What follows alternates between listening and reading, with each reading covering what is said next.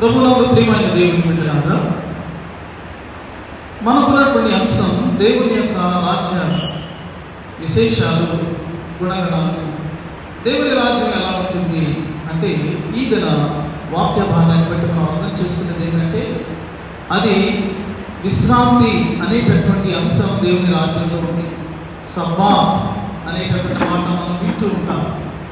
కాబట్టి మానవ విలువల యొక్క ఆవశ్యకత లేఖనాల్లో మనకు కనబడుతుంది.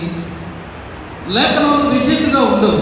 చాలాసార్లు మనం అనుకున్నట్టుగా అవి కూడా ఫ్లెక్సిబుల్గా ఉంటాయి.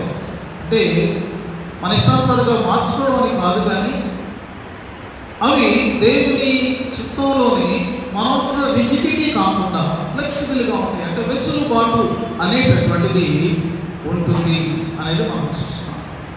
కాబట్టి ఈ అంశానుసారంగా మనం గమనిస్తే, నేటి లేఖన భాగంలో 11వ వచనంలో ఒక మాట ఏమని రాయబడి ఉందంటే, ఆ విశ్రాంతిలో ప్రవేశించటకు జాగ్రత్త పడుదుము అనే మాట. ఆ విశ్రాంతిలో ప్రవేశించటకు జాగ్రత్త పడుదము. జాగ్రత్త పడకపోతే ఆ విశ్రాంతిలో నీవు నేను ప్రవేశించలేము. కాబట్టి దాని కొరకైనటువంటి శ్రద్ధ, దాని కొరకైన ఆలోచన, దాని కొరకైనటువంటి చక్కటి మరి సిద్ధపాటు మనకు ఉండాల్సినటువంటి అవసరత ఎంతైనా ఉన్నది. క్రైస్తవులుగా మనం భ్రమలో జీవించకూడదండి. నేను యేసుప్రభుల మీద కదా గుడికి వెళ్తున్నాను కదా, కాబట్టి నేను మళ్ళా వెళ్ళిపోతానులే అని సింపుల్గా అనుకోకండి. ఇది క్రైస్తవులకు రాయబడినటువంటి లేఖ. క్రైస్తవ జీవనంలో అనేకమైనటువంటి పరిస్థితులు కూడా విడుదలటువంటి వారికి రాయబడినటువంటి లేఖ. కాబట్టి అటువంటి వారికి కూడా ఆ విశ్రాంతిలో ప్రవేశించటకు జాగ్రత్త పడుదుము అనేటటువంటి ఒక ప్రోత్సాహం, ఒక హెచ్చరిక ఇవ్వబడుతూ ఉంటే మనం కూడా దాన్ని గంభీరంగా తీసుకోవాలి కదా. ఇంగ్లీష్ ట్రాన్స్లేషన్స్లో డిఫరెంట్ వర్డ్స్ రాయబడ్డాయి. ఆ మాటలు ఈ వచనం యొక్క మరి ఆ ప్రాముఖ్యతను అవి మనకు తెలియజేస్తున్నాయి. ఒక వర్షం ఏం రాయబడిందంటే, make every effort to enter the rest. నీవు తీసుకోగలిగినటువంటి చేయగలిగినంతా చేయి, ఆ విశ్రాంతిలో ప్రవేశించు. ఏదైనా దేని వరకైనా సిద్ధపడు అని ఒక translation. Let us labor therefore to enter into the rest. ఆ విశ్రాంతిలో ప్రవేశించడానికి మనం ఎంత కష్టానికైనా సిద్ధపడదాం అని మరొక వర్షంలో రాయబడింది. ఇంకొక వర్షంలో ఏం రాయబడిందంటే, let us do our best. మనం ఎంత మంచి దేని ఎంత చేయగలమో అంత బెస్ట్ని ఆ విశ్రాంతిని పొందడం వరకు మనం చేద్దాం. మరొక ట్రాన్స్లేషన్ ఏం రాయబడిందంటే, లెట్ us be diligent. చాలా శ్రద్ధ కలిగి ఉన్నాం, కీన్గా మనం ఉందాం, ఎందుకంటే రెస్ట్లో మనం ప్రవేశించడం ప్రాముఖ్యం. మరొక ట్రాన్స్లేషన్లో let us strive to enter into the rest. ఎంత ప్రయాసపడాలో అంత ప్రయాసపడాలి. ప్రియమైన వారులారా, కడవరకు కూడా ఈ విశ్రాంతిలో మనము ఆ స్టెప్ పడే వరకు కూడా మనం జాగ్రత్తగా ఉండాలి. మన క్రైస్తవ నడతలో ఎక్కడైనా నిర్లక్ష్యం ఉన్నట్టయితే, పర్వాలేదులే అని అనుకున్నట్టయితే అలా కుదరదు. ప్యారిస్లో ఒలింపిక్స్ జరిగిన మనందరూ కూడా తెలుసు. అక్కడ ఆ క్రీడలలో పాల్గొన్నటువంటి వారిని మనం గమనిస్తే, ఆ యొక్క లైన్ దాటే వరకు కూడా వాళ్ళ మొత్తం శక్తియుక్తులన్నిటిని ఉపయోగిస్తారు. ఆ లైన్ దాటిన కొన్నిసార్లు వాళ్ళు పడిపోతారు. ఎందుకంటే వారికి శక్తి అంతా వినియోగించారు కాబట్టి. అయినప్పటికీ కూడా they strive, they put their effort. ఎక్కడ కూడా ఏమాత్రం కూడా డిస్ట్రాక్ట్ అవ్వకుండా ఆ యొక్క గోల్ చేరుకోవడానికి కేవలము ఒక 4 సంవత్సరాలు ఒకవేళ వాళ్ళకి ఒక పథకం వస్తే అది కూడా చాలా త్వరగా మర్చిపోబడుతుంది. అలాంటి ఒక తాత్కాలికమైనటువంటి ఆ యొక్క గొప్పతనాన్ని ఇచ్చేటటువంటి, ప్రఖ్యాతిని ఇచ్చేటటువంటి ఒక గోల్డ్ మెడల్ కోసమో, సిల్వర్ మెడల్ కోసమో, లేకపోతే బ్రాంజ్ మెడల్ కోసమో వాళ్ళంత ప్రయాసపడుతుంది. నిత్యమైనటువంటి ఆ యొక్క మరి విశ్రాంతిలో ప్రవేశించడానికి విశ్వాసులుగా ఉన్నటువంటి వారు ఎంత ప్రయాసపడాలి. మన క్రైస్తవ జీవితాన్ని నడతను మనము ప్రాముఖ్యమైనది ఎంచుకుంటున్నామా? లేకపోతే ఆదివారం గుడికి వస్తే సరిపోతుంది. దేవుడు మార్పులు వేసుకుంటాడు మన భక్తికి, మన పరలోకంలో చేసుకుంటాడని మనం అనుకుంటున్నాం. ప్రియమైనటువంటి మాటలు ఇక్కడ ఉన్నటువంటి మరి హెబ్రీ విశ్వాసులు ఎవరు అంటే వారు యూదా మతం నుండి యేసుక్రీస్తును రక్షకునిగా అంగీకరించినటువంటి వారు. అయితే కాలక్రమంలో శ్రమలు ఎదురవుతున్నాయి, కష్టాలు ఎదురవుతున్నాయి, వారి విశ్వాసానికి సవాళ్ళు ఎదురవుతున్నాయి. ఒక్కొక్కసారి వారికి క్రైస్తవులుగా జీవించడం అంటే కష్టంగా అనిపించే పరిస్థితులు వస్తున్నాయి. చాలా సౌకర్యాలు వాళ్ళు కోల్పోయారు. యూదా మతం నుండి వెలువైపడిన పరిస్థితులు ఉన్నట్టుగా వాళ్ళు ఉన్నారు. అయితే ఈ యొక్క కఠినమైన పరిస్థితులు వారికి ఏం ఆలోచన కలిగించేస్తామంటే, అతని మతం ఉన్న దేవుడే కదా, ఆయనే కదా ధర్మశాస్త్రం ఇచ్చాడు, ఆయనే కదా లేఖనాలన్నీ మనకు ఉన్నాయి కదా, మళ్ళా మనం వెనక్కి వెళ్ళిపోతే మనకు హాయిగా ఉంటుంది కదా, ఎందుకు ఈ క్రైస్తవ మరి ఈ యొక్క విధానంలో మనం జీవించాలి అని ఒక శోధనకు వారు లోనైనటువంటి తరుణం. దీనిని గమనించినటువంటి గ్రంథకర్త చాలా ఆవేదనతో, చాలా సవివరంగా మరి వారిని ఉద్దేశిస్తూ పత్రికను రాస్తూ మన కోసం విశ్రాంతి ఉంది సోదరులారా, ఆ విశ్రాంతిని మీరు ప్రవేశించకుండా దాన్ని కోల్పోతారా అని అనేకమైనటువంటి పాత నిబంధన సత్యాలను అతను జ్ఞాపకం చేస్తూ వారు వెనుతిరిగిపోకుండా ఉండడం కోసం అతను ప్రయాసపడుతూ ఉన్నాడు.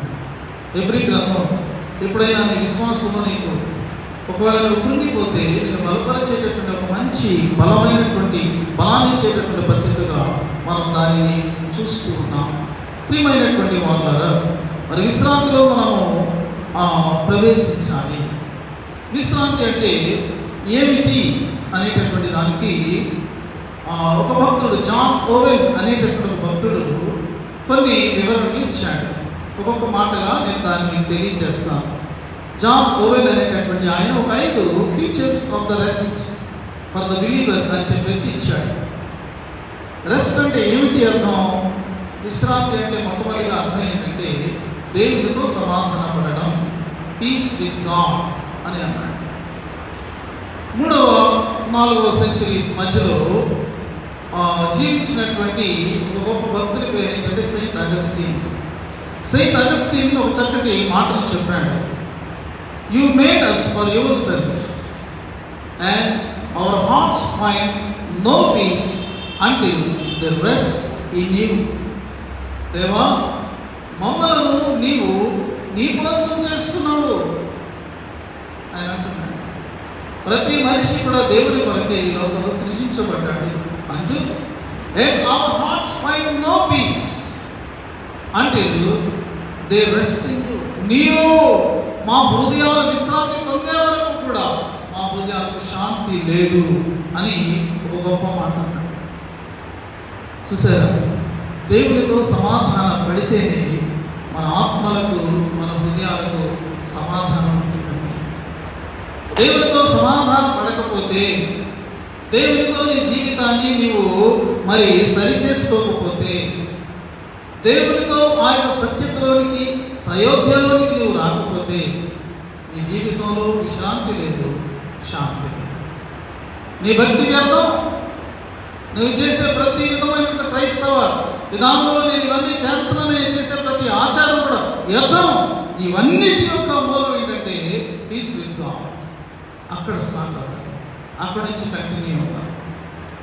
రెండవది జాన్ ఓవెన్ ఏమన్నాడంటే, rest means freedom from A survival bondage like spirit in the worship and service of God. విశ్రాంతి అంటే దేవుని ఆరాధనలో మరియు దేవుని సేవలో దాస్యం, బానిసత్వం, అలాంటి ఆత్మ నుండి విముక్తి.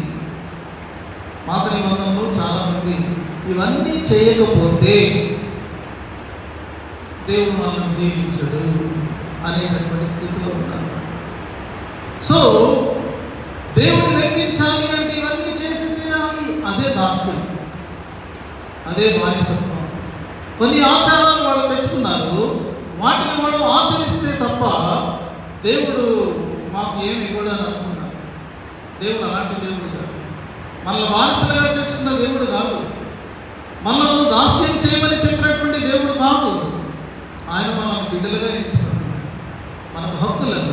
ఆయన ఇచ్చాడు. కాబట్టి అలాంటి స్థితి లేకుండా విముక్తి పొందినటువంటి స్థితియే విశ్రాంతి అన్నాడు. మూడవది ఏమన్నాడంటే, rest means deliverance from the burden of Mosaic అబ్జర్వెన్సెస్.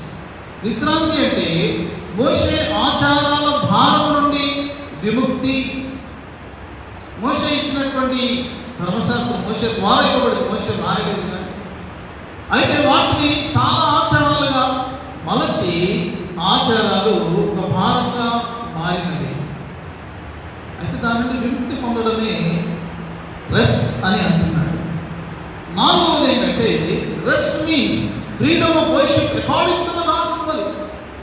స్వార్థ ప్రకారంగా స్వేచ్ఛగా హృదయపూర్వకంగా మనకు తృప్తి కలిగేటటువంటి రీతిగా మనం దేవుల్లో లీనమయ్యేటట్టుగా చేసుకునేటటువంటి ఆరాధనే విశ్రాంతి అని అన్నాడు. చివరిగా చాలా గొప్ప మాట అన్నాడు. Rest means rest the God himself enjoys. దేవుడు ఎలాంటి విశ్రాంతిని ఆయన అనుభవిస్తున్నారు, ఆనందిస్తున్నారు, అలాంటిది మనం పొందడమే నిజమైన విశ్రాంతి అని అన్నాడు. ఎందుకంటే దేవుడు తన యొక్క జీవాన్ని మనతో షేర్ చేసుకుంటున్నాడు. God shares his life with us. నిత్య జీవం అంటే ఏంటనుకుంటున్నారు? అది దేవుని యొక్క జీవం. కాబట్టి దేవుడు తన జీవాన్నే మనకిస్తున్నాడు. when he is sharing his life with us, ఆయన ప్రతిదీ మనతో షేర్ చేసుకుంటాడు కదా, ఈవెన్ ద రెస్ట్. ప్రియమైన వారులారా, ఈ విశ్రాంతిని మనము పొందాలి. దేవుడైన యెహోవా 6 దినాలు సృష్టిని చేసిన తర్వాత 7వ దినాన ఆయన విశ్రమించాడు. ఆ దినాన్ని ఆయన పరిశుద్ధపరిచారని రాయబడింది.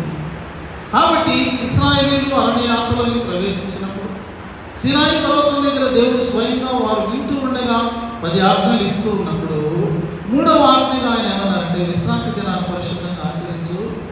ఆ దినాన్ని నీవు కానీ నీ కుటుంబంలో ఎవరు కానీ ఏ పని కూడా చేయకూడదు. దానిని నీవు పరిశుద్ధంగా ఆచరించడానికి నువ్వు జ్ఞాపకం ఉంచుకో. ఎందుకంటే నీ దేవుడు 6 దినాలు సృష్టి చేసి 7వ దినాన్ని ఆయన విశ్రమించాడు. కాబట్టి ఇది దేవుడు మరి తన బిడ్డలకు ఇచ్చినటువంటి ఆజ్ఞలలో ఒక ముఖ్యమైనటువంటి ఆజ్ఞగా ఉన్నది. ఇశ్రాయేలీయులు అయినటువంటి వారు దీనిని కేవలము ఒక వీక్లో వచ్చేటటువంటి ఒక మరి సబ్బాత్ అని అంటారు హీబ్రూలో, ఒక రెస్ట్ డేగా మాత్రమే కాకుండా వాళ్ళు ఏమని దాన్ని భావించుకున్నారంటే, ఇదిగో మహా విశ్రాంతి కలిగేటటువంటి ఒక రోజు రాబోతున్నది, దానిని సూచించేటటువంటిదిగా ప్రతి వారము కూడా ఈ విశ్రాంతి ఆచారం దేవుడు మనకి ఇచ్చాడు అని అంటున్నారు. They have very correct understanding.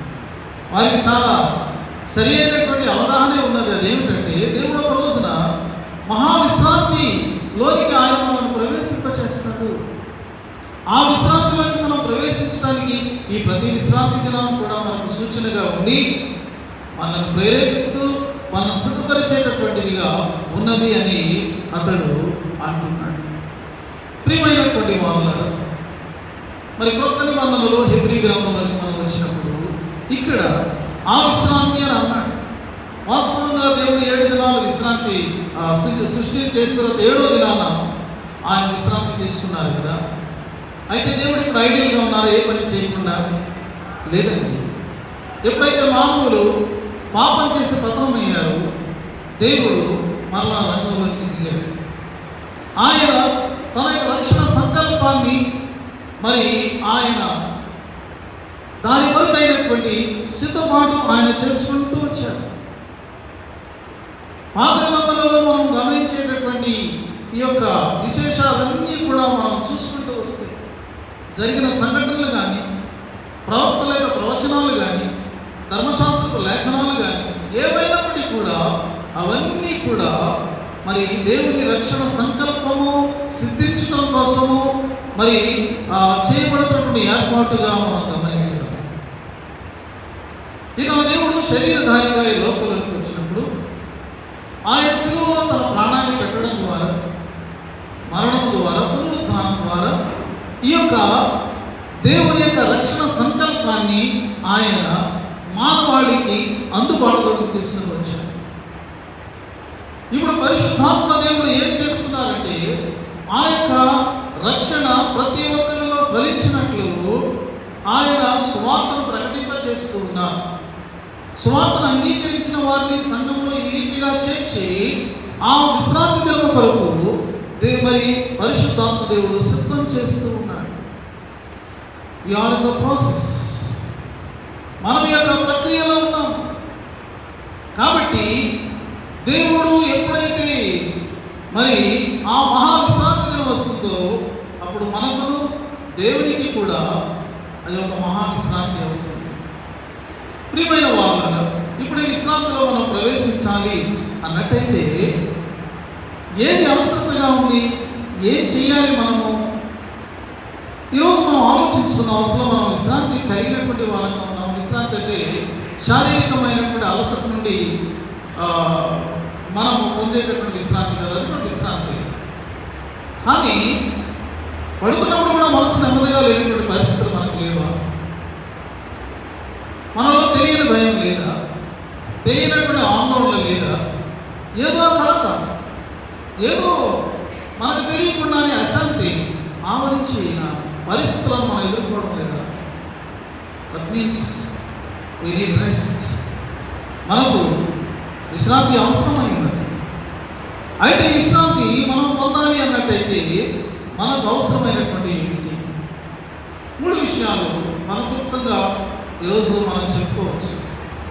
మొట్టమొదటిది ఏంటంటే, ఒక వ్యక్తి జీవితంలో దేవుడు అనుగ్రహించేటువంటి విశ్రాంతి కావాలి అన్నట్టయితే అతనికి విశ్వాసం అనేటటువంటిది ఉండాలి.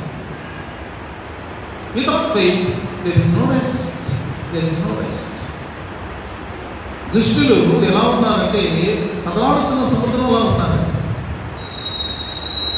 ఈ లోకంలో చాలా మంది చాలా రకాలైనటువంటి భయంకరమైనటువంటి పనులు చేస్తున్నారు. చాలా డబ్బులు వాళ్ళ దగ్గర ఉన్నాయి, చాలా ఇన్ఫ్లుయెన్స్ వాళ్ళ దగ్గర ఉంది. కానీ వాళ్ళ జీవితాలకు విశ్రాంతి లేదు. కదులుతున్నటువంటి సముద్రంలాగా ఉన్నవాడు ఉన్నారు.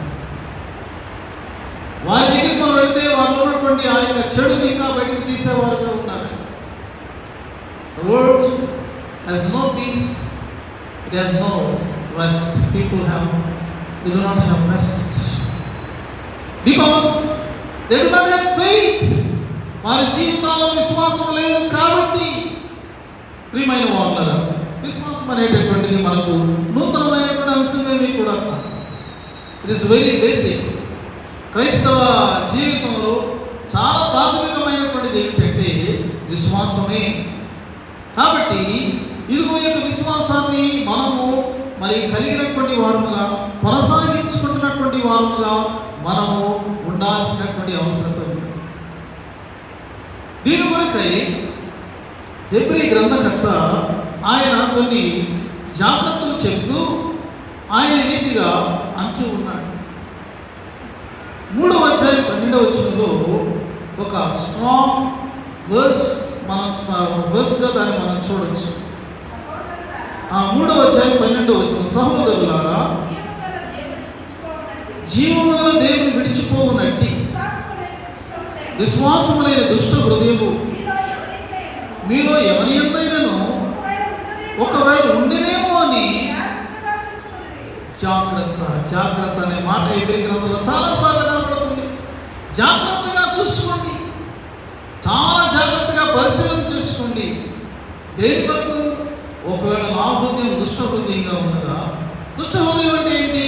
జీవముల దేవుని విడిచిపోయేటటువంటి ఆలోచన, జీవముల దేవుని నుంచి దూరమైపోయేటటువంటి, లేకపోతే ఆయన మీద అవిశ్వాసాన్ని ప్రకటించేటటువంటి స్థితి నాలోకి ఏమైనా వచ్చిందా? You have to maintain your faith life. నీ విశ్వాస జీవితాన్ని నీవు అనుదినము మెయింటైన్ చేసుకుంటూ ఉండాలి. ఎక్కడైనా జీవితానికి కష్టపడుతుందా? ఎక్కడైనా అది కదలకుండా అలాగా మరి బిగిసిపోయినటువంటిదిగా అది మారిపోతుందా? మనం ఎప్పటికప్పుడు జాగ్రత్త పడాల్సిన అవసరత ఎంతైనా ఉంది. ప్రియమైనటువంటి వాళ్ళ ఇశ్రాయేలీయులు దేవుడు వారి కొరకు వాగ్దానం చేసినటువంటి పావుతెనలు ప్రవహించేటటువంటి కనాను వైపే ప్రయాణమై వెళ్తున్నారు. They are on the way. కానీ ఆ వేలో వెళ్తున్నప్పుడు వారు ప్రతిసారి దేవుని మీద విశ్వాసం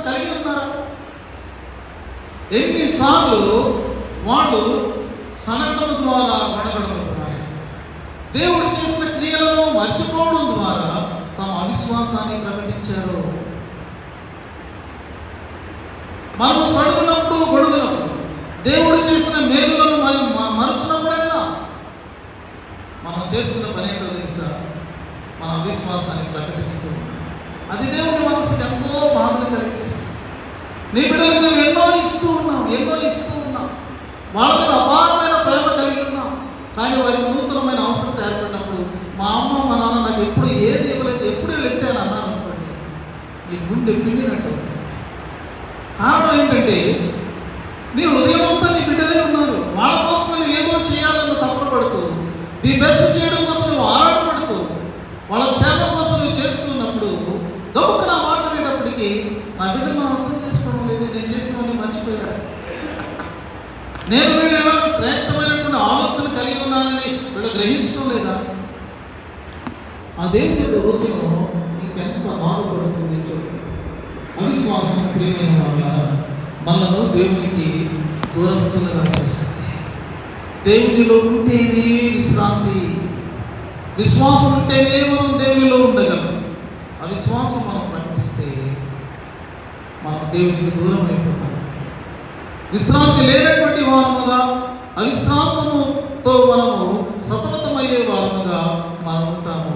దాన్ని జ్ఞాపకం పెట్టుకోవాలి. So faith is very much essential if at all you want to enjoy the rest God gives. రెండవది ఏంటంటే విశ్రాంతికి అవసరమైనటువంటిది విధేయత. అది కూడా బేసిక్, అది కూడా ప్రాథమికమైనటువంటిది. If you want to enjoy the rest you must have the obedience. మనం చదువుకున్న వచనంలో 11వ వచనంలో అదే మాట చెప్తాడు. అవిధేయత వల్ల వారు పడిపోయినట్లుగా మనలో ఎవడునో పడిపోకుండా ఆ విశ్రాంతిలో ప్రవేశించటకు జాగ్రత్త పడుతూ. అవిధేయత వల్ల వారు పడిపోయారంట. ఇంగ్లీష్లో ఒక వర్షన్లు ఎంత చక్కగా వ్రాయిందంటే వాళ్ళు ఎలాంటి ఎగ్జాంపుల్ సెట్ చేశారంటే డిసొబీడియన్స్ అనే ఎగ్జాంపుల్ సెట్ చేశారు. తమ తర్వాత తరముల వారికి ఈ ప్రత్యేకమైనటువంటి ప్రజలు ఏమి మారి ఉంచిపోయారంటే అవిధేయత, డిసొబీడియన్స్ అనే సెట్ చేశారు. నీవు నీ బిడ్డలకు, నీ తర్వాత తరం వారికి ఏ ఎగ్జాంపుల్ సెట్ చేస్తున్నావు? నీవు ఎలా ప్రవర్తిస్తే నీ బిడ్డలు అలాగే ప్రవర్తిస్తారు.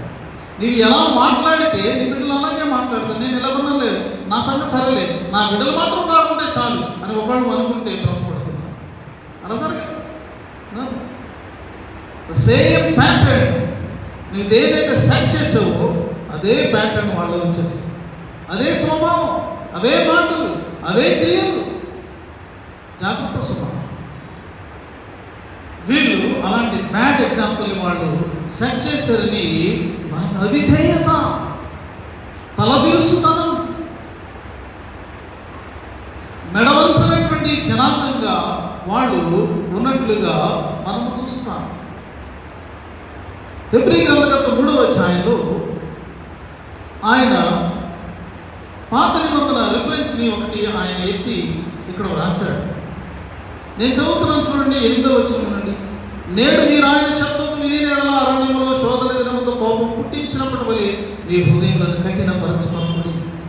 40 సంవత్సరములు నా కార్యములను సూచి మీ పితరులను పరీక్షించి శోధించి, కావున నేను ఆ తరము వారి వలన విసిగి వీరు ఎల్లప్పుడూ తమ హృదయాలోచనలు తప్పిపోతున్నారు, నా మార్గములను తెలుసుకోలేదు కనుక నేను కోపంతో ప్రమాణం చేసినట్టు వారు నా విశ్రాంతిలో ప్రవేశింపరని చెప్పి కోపమును పుట్టించేటటువంటి పనులు వాళ్ళు చేశారు. వారి హృదయము కఠినంగా అది మారిపోయింది. ఈరోజు సంకీర్తనలో ఏం రాయబడిందంటే అహంకారులై ఉండకుడి, అహంకారులై ఉండి. దేవుడు చెప్తూ ఉన్నాడు, మీ కొమ్ము హెచ్చించకుడి, మీ కొమ్మును బయటెత్తకండి. అహంకారులు దేవునికి లోబడరు, దేవుని వాక్యానికి వారు తల వంచరు. వారిలో ఉన్నటువంటి అహంకారానికి వాళ్ళు ప్రాధాన్యత ఇస్తారు. కొమ్ము అంటే శక్తి, వారికి ఉన్నటువంటి శక్తియుక్తులను వాళ్ళు దేవునికి వ్యతిరేకంగా చూపించడానికి వాళ్ళు ప్రయత్నం చేస్తారు.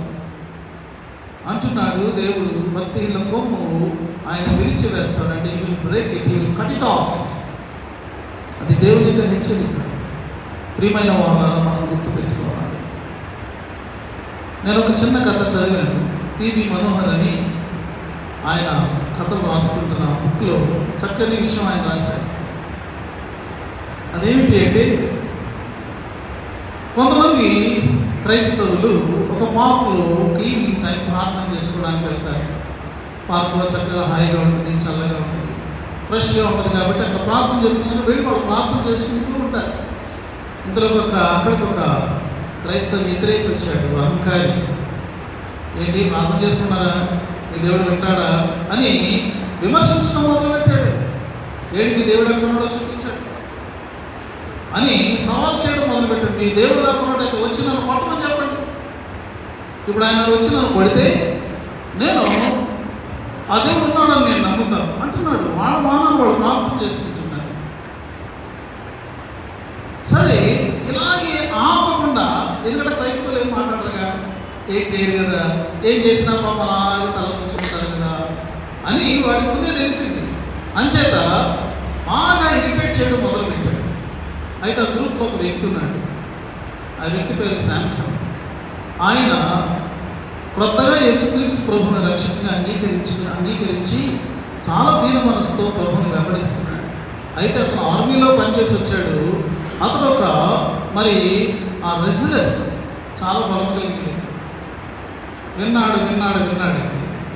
ఆ వ్యక్తి లేచి వెళ్ళి ఇలా పట్టుకొని ఒక్కసారి ఒక గుద్దుకుంటాడు. ఆడేలా అవతల పట్టాడు.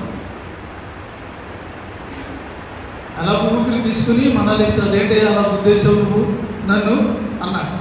అయ్యా, నువ్వు దాన్ని చెబుతున్నావు, ఆ దేవుడు ఉన్నట్టయితే వచ్చి నన్ను పట్టమని మీరు అంటున్నారు కదా, మా దేవుడు నాకు చెప్పాడు, నేను చాలా బిజీగా ఉన్నాను, ఆయన నువ్వు వెళ్ళా పనిచేస్తా అన్నాడు. అందుకని నేను వచ్చి, నువ్వు పట్టమన్నావు కదా, చూపించాను దేవుడు ఉన్నాడు ఆయన అలా అన్నాడు. ప్రియమైనటువంటి వాళ్ళు, కన్నీ ఛాలెంజ్గా ఆయన మనకు కనపట్లేదని మనం ఆయనతో ఛాలెంజ్ చేయొచ్చా? You can prove himself somehow. నీకు నాకు తెలియని విధానంలో దేవుడు తాను నిరూపించుకోగలడండి. అహంకారులై ఉండకూడదు. ఈరోజు సువార్త లేఖన మార్గంలో మనం 11 అలాంటి వాళ్ళు కనపడుతున్నారు. హృదయ కాఠిన్యం వారిలో మనం కనపడుతుంది. యేసు ప్రభువుతో కలిసిన శిష్యులందరూ కూడా సమాజ మందిరానికి వెళుతూ ఉన్నారు. వాళ్ళు ఎక్కువ సమాజ మందిరానికి వాళ్ళు మిస్ అవ్వలేదండి. Every Sabbath day they were in the cinema. దేవుని ఆలోచిస్తూ, దేవుని వాక్యాన్ని వాళ్ళు ధ్యానిస్తూ ఉన్నారు. యేసు ప్రభు ప్రతి సమాజ మందిరం, విశ్రాంతి దినాన సమాజ మందిరానికి వెళ్ళి ఆయన దేవుని వాక్యాన్ని బోధించాడు. అయితే వారు వెళుతూ ఉంటుండగా ఎప్పుడు వెళ్ళినా దృష్టి నిలిపేటటువంటి ఆ పరిశీలకులు వీళ్ళే ఫాలో అవుతూ వస్తున్నారు. వాళ్ళకి ఎవరో పని అప్పగించుకున్నారు. వస్తూ పాపం ఆ రోజు మార్నింగ్ బ్రేక్ఫాస్ట్ అయితే చాలా ఆకలిగా ఉంది శిష్యులకి. వెన్నులు తుడుచుకొని వాళ్ళు తింటున్నారు. అరే, వీళ్ళేంటి దాపెడుతూ వెన్నులు తుడుచు తింటున్నారు, పాపం బ్రేక్ఫాస్ట్ చేయలేదా ఏంటి అనేటటువంటి ఒక ఐడియా రావాలి. అలాంటి ఐడియా రాలేదు పరిశీలికి. ఏం ఐడియా వచ్చింది? వెంటనే వారి మనసుల్లో వాళ్ళు ఆలోచించడం మొదలుపెట్టారు. వీళ్ళు విశ్రాంతి దినాన చేయకూడనిది చేస్తున్నారు. ఏం చేస్తున్నారు వాళ్ళు? వెన్నులు తుడుచుకొని తినడమా? ప్రియమైనటువంటి వాళ్ళారా, అది కాదు. వెన్నులు తుడుచుకొని తినచ్చు, కానీ వాళ్ళు విశ్రాంతి దినాన్ని చేశారు కదా, అది ప్రాబ్లం అయింది.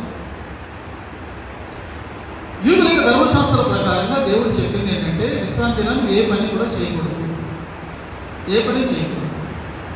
ఆ రోజు మూత పోయకూడదు. ఆ రోజు ఆ ధాన్యాన్ని దొల్లగొట్టకూడదు. ఆ రోజు దొల్లగొట్టిన ధాన్యాన్ని తూర్పారా పట్టకూడదు. తూర్పారా పట్టి చక్కగా వచ్చినటువంటి ఆ యొక్క గింజలతో ఆహారాన్ని వండుకొని తినకూడదు మామూలుగా ఉంది. కాబట్టి సబ్బాత్ రోజు ముందు రోజే వారు ఆహారాన్ని సిద్ధపరచుకోవాలి. ఏ పనులున్నా ముందు రోజే చేసుకోవాలి. మరో సబ్బాత్ తర్వాత దాని నుండి చేసుకోవచ్చు. మరి మీరు కనబడినటువంటి తప్పేంటి అంటే, ఈ పరిసయ్యులు దేవుడిచ్చిన ధర్మశాస్త్రాన్ని ఇంకా ఎలాబొరేట్గా చేసేసారు. దానికి ఈరోజు ఇలా చేయాలి, ఇలా చేయకూడదని కొన్ని రూల్స్ కలిపి వాళ్ళు చేసినటువంటిది ఏంటంటే, మరి ఈ లీగలిస్టిక్ ఎడిషన్స్ అని అంటారు. ఆచారబద్ధమైనటువంటి కొన్ని వీళ్ళు సొంతంగా కలిపారు. ఆ కలిపినటువంటి దాంట్లో ఏంటో తెలుసా, వాళ్ళు వెన్నులు తుంచడం కోత పోయడంతో సమానంగా ఇచ్చారు. చేతిలో వేసుకున్న గింజలు ఇలా నలపడం అంటే పొట్టు నుంచి వేరు చేయడం, దొళ్ళ పట్టడంతో ఈక్వల్గా చేశారు. ఆ నలిపిన తర్వాత ఉఫ్ అని ఆ యొక్క పొట్టునంతటినీ ఇక్కడ ఊదేయడం, తోపారా పట్టడంతో సమానం చేశారు. ఆ తర్వాత వాటిని వాళ్ళకు వచ్చి క్లీన్ చేసుకుని వాళ్ళు తిన్నారు కదా, ఆహారాన్ని సిద్ధపరచుకోవడంతో చేశారు. అంటే దేవుని యొక్క ధర్మశాస్త్రంలో లేనటువంటి దానిని వీళ్ళు దాన్ని కలిపి మానవ జీవితాన్ని ఎంత భారమైనదిగా మార్చారు మీరు ఆలోచించారు. చూసారా, ఇది హృదయ కాఠిన్యం. దేవుని ధర్మశాస్త్రాన్ని నా మేలు కొరకు నేను ఉపయోగించుకోవాలి, నీ మేలు కొరకు ఉపయోగించుకోవాలి. కానీ ధర్మశాస్త్రాన్ని పట్టుకుని ఇతరులలో తప్పు వెలగడం కోసం ధర్మశాస్త్రాన్ని దేవుడు మనకు, ఇతరులను నిందించడానికి, ఇతరులను దోషులుగా తీర్పు తీర్చడానికి దేవుడు ధర్మశాస్త్రాన్ని మనకి ఇవ్వలేదు. The law is given to you and to me that we may follow it. దానిని నీవు నేను వెంబడించడానికి, దాని అనుసారంగా నడుచుకుని మనం దీవించబడడానికి ధర్మశాస్త్రం ఇవ్వబడింది. కానీ ఈ ధర్మశాస్త్రాన్ని పట్టుకుని మనం వాళ్ళ వైపు వీళ్ళ వైపు వేలు చూపిస్తూ వాళ్ళకి దోషులుగా మనం తీర్చడానికి కాదు. Not only the law, the entire Bible. ఈ బైబిల్ గ్రంథాన్ని మనం పట్టుకుని బైబిల్లో ఉంది కదా, వాడు అలా లేడే, ఆమె అలా లేదే అని విమర్శించడానికి బైబిల్ గ్రంథం మనకి ఇవ్వాలి. ఒకవేళ మనం పొరపాటు చేస్తున్నామేమో సంగమా, ఒక వ్యక్తి తప్పు చేస్తూ ఉండొచ్చు, పొరపడుతూ ఉండొచ్చు. నీవు నీ హృదయ కాఠిన్యాన్ని చూపిస్తావా, లేకపోతే కనికరాన్ని చూపిస్తావా? That is up to you. హృదయ కాఠిన్యాన్ని చూపినప్పుడు అది ఒక వ్యక్తి యొక్క ఆంతర్యాన్ని, అతని యొక్క చెడు స్వభావాన్ని బయట పెడుతుంది తప్ప దానివల్ల కలిగే ప్రయోజనం ఏది కూడా ఉంటుంది. ఆ రోజు యేసు ప్రభు వారు వారితో మాట్లాడారు. ఎందుకంటే వారు కంప్లైంట్ చేసేది యేసు ప్రభు వారికి, ఇదిగో ఎలా చేస్తున్నారు మీరు, ధర్మశాస్త్రాన్ని మీరేమో అని అన్నారు. యేసు ప్రభు వారు అన్నారు, విశ్రాంతి దినానికి ప్రభు అయిన వాడు ఇక్కడ ఉన్నాడు. Here is the one who is the Lord of the Sabbath. విశ్రాంతి దినాన్ని ఏం చేయాలి, ఏం చేయకూడదు శాసించేది నేను. నాకే చెప్తారా మీరు? నన్నే తప్పుపడతారా మీరు? నీ శిష్యులలో ఉన్నారయ్యా అని యేసు ప్రభువుతో చెప్పడం అంటే, ఏదో పెద్ద బోధకుడు అంటున్న శిష్యుడు విశ్రాంతి దినాన్ని వాళ్ళు మీరుతున్నారన్నా అని మీరు అంటున్నారే. Here is the Lord of the Sabbath. విశ్రాంతి దినాన్ని నియమించిన వాడు, విశ్రాంతి దినాన్ని ఏమి చేయాలో ఏమి చేయకుండా శాసించగలిగిన వాడు అక్కడ ఉన్నాడు. మీకేంటయ్యా పని? మీరు నిర్దోషులను దోషులుగా ఎంచుతూ ఉన్నారు. మీరు ఈరోజు ఏమి చేయకూడదు దాన్ని మీరు చేస్తూ ఉన్నారు. ఈ పని మీకు ఎవరొచ్చాడు? ఈ పని చేయొచ్చా? ఏ పని చేయకూడదు అన్నది అక్కడ. ఇలాంటి పని చేయొచ్చా? మా మీదే మీరు నిఘా పెట్టి ఏ తప్పు చేస్తారా అని వెతికి తీరాలి ఏదో చిన్న అవకాశం దొరికేటప్పటికి దాన్ని భూతత్వంలో చూపిస్తూ, ఇదంతా కూడా విశ్రాంతి దినాన చేయదగిందేనా? ప్రభు వారిని ప్రశ్నిస్తారు. ప్రియమైన వాళ్ళ దాని గురించి మనం, ఆ సంఘటన గురించి మనం ఎంతో చెప్పుకోవచ్చు. ఆయన ఎంతో గొప్ప మాట అన్నారు, దేవాలయం కంటే గొప్పవాడు ఇక్కడ ఉన్నాడు. Greater than the temple. Greater than the temple ఎవరు? దేవుడు. యేసు ప్రభు వారు ఇక్కడ తన దైవత్వాన్ని ఆయన ప్రకటిస్తూ ఉన్నాడు. యేసు ప్రభు దేవుడిని వాక్యంలో ఎక్కడ రాయబడిందండి అని అంటారు కదా. దేవాలయం కంటే గొప్పవాడు ఇక్కడ ఉన్నాడు అంటే నేను దేవుణ్ణి అని ఆయన చెప్పుకుంటున్నాను. మీకు ధర్మశాస్త్రం కావాలి కానీ ధర్మశాస్త్రం ఇచ్చిన వాడు అక్కర్లేదా? మీకు దేవాలయం కావాలి కానీ ఆ దేవాలయానికి కర్త అయినటువంటి మూలమైనటువంటి దేవుడు మీకు అక్కర్లేదా? ఆయన కదా అసలైనటువంటిది, ఆయన బట్టే కదా దేవాలయానికి పవిత్రత. ఒక అంతఃపురం ఉందండి, అంతఃపురంలో రాజు లేకపోతే ఆ వైభవం ఎక్కడ ఉంటుంది? అది ఉంటే ఒక కట్టడం మిగిలిపోతుంది. ఆ యొక్క వైభవం, ఆ ఘనత, ఆ గొప్పతనం అవన్నీ ఎక్కడ ఉంటాయి? ఆ రాయల్టీ ఎక్కడ ఉంటుంది?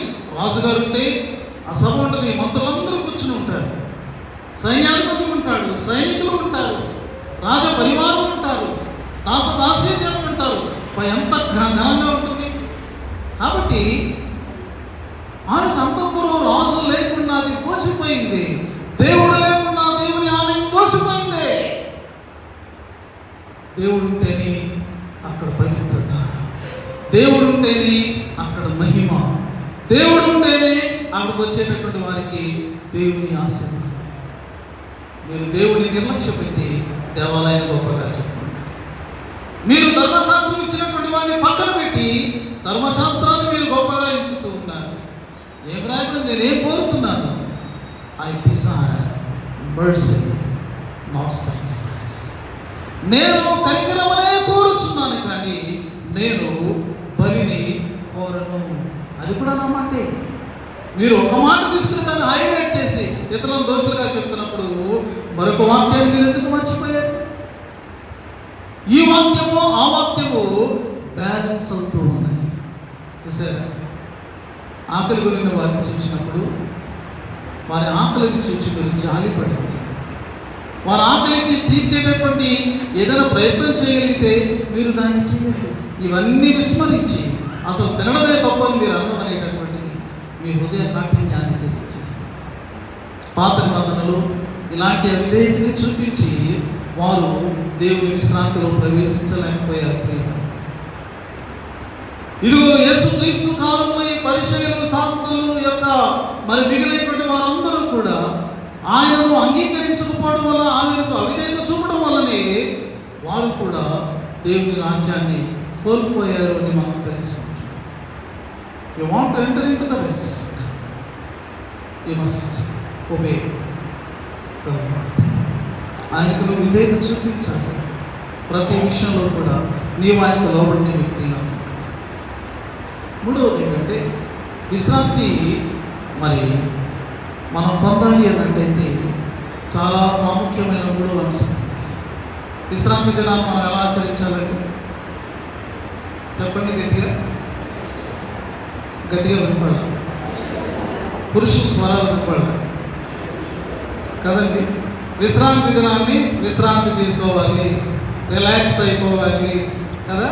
విశ్రాంతి అనగా మనం ఏమనుకుంటామంటే అన్నింటిలో కూడా మనం రిలాక్స్ అయిపోవాలి, కాసేపు వ్యక్తి కూడా పక్కన పెడదాం కదా అనుకునేటువంటి పరిస్థితి ఉంది. కానీ విశ్రాంతికి పరిశుద్ధతకు ఎంత కనెక్షన్ ఉందో చూడండి. విశ్రాంతి దినాన్ని నీవు పరిశుద్ధంగా ఆచరించాలి. మన పరిశుద్ధతను మనము మరి పెంపొందించుకునేటటువంటి విధానం, పరిశుద్ధతలో మనం జీవించాలి అని మనము మరలా హెచ్చరించబడి బలపరచబడేటటువంటి సమయం ఏ సమయం అంటే దేవుని సన్నిధిలోకి వచ్చినప్పుడే, ఇలా సహవాసంగా కూడినప్పుడే. పరిశుద్ధత లేకుండా ఎవడైనా దేవుని చూడగలడా? వాక్యంలో రాయబడింది కదా, పరిశుద్ధత లేకుండా ఎవడో దేవుణ్ణి చూడలేడు. పరిశుద్ధత అంటే ఏంటి అర్థం? పరిశుద్ధత అంటే సింపుల్గా అర్థం ఏంటంటే నీ జీవితం పూర్తిగా ప్రభు కొరకు వేరు చేయాలి. You are set apart for God's glory.